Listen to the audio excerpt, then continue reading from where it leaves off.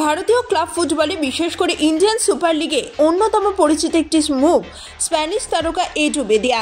বিশেষ করে এফসি গোয়ার জার্সিতে নিজের জাত চিনিয়ে দিয়েছিলেন একাধিকবার তিনি। অনেকটা সময় কাটিয়েছেন এই ফুটবল ক্লাবে, যার দরুন দলের সুখ দুঃখ সবকিছুর সাক্ষী তিনি।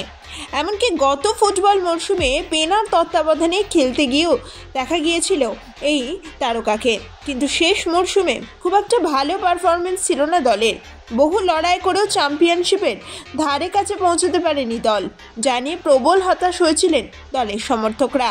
তবে এবার নতুন মরশুমে ঘুরে দাঁড়াতে বদ্ধপরিকর টিম ম্যানেজমেন্ট।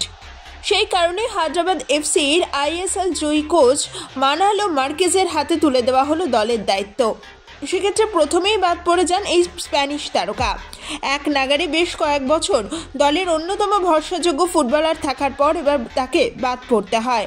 পরবর্তীতে আইএসএল এর নতুন দল পাঞ্জাব এফসির তরফ থেকে তার সঙ্গে কথাবার্তা শুরু হলেও খুব একটা বেশি দূর এগোয়নি। শেষ পর্যন্ত আই লিগের অন্যতম ক্লাবের সঙ্গে যুক্ত হন তিনি।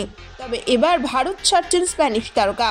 বেশ কয়েক ঘন্টা আগেই তার সোশ্যাল সাইট থেকে তেমনটাই ইঙ্গিত দিয়ে দিয়েছেন এডু বেদিয়া। তিনি লেখেন, 6.5 বছর পর এবার ভারতকে বিদায় জানানোর সময় এসেছে। আমার জীবনের অনবদ্য একটি অধ্যায় এখানে অতিবাহিত হয়েছে। এখানে মাঠ আর মাঠের বাইরের সমর্থকদের থেকে যে বিপুল পরিমাণ সমর্থন পেয়েছি তা এক কথায় অনস্বীকার্য।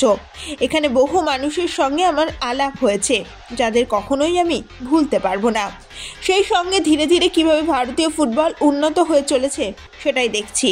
বিশেষ করে এফসি গোয়ার সঙ্গে আমার যথেষ্ট ইমোশন জড়িয়ে রয়েছে, যারা গত 2017 সাল থেকে 2023 সাল পর্যন্ত আমার ওপর বিশ্বাস রেখেছিলেন। আমি আমার কেরিয়ারের অন্যতম সেরা সময়গুলো তাদের সঙ্গেই কাটিয়েছি। Bureau report, Kolkata 24/7.in।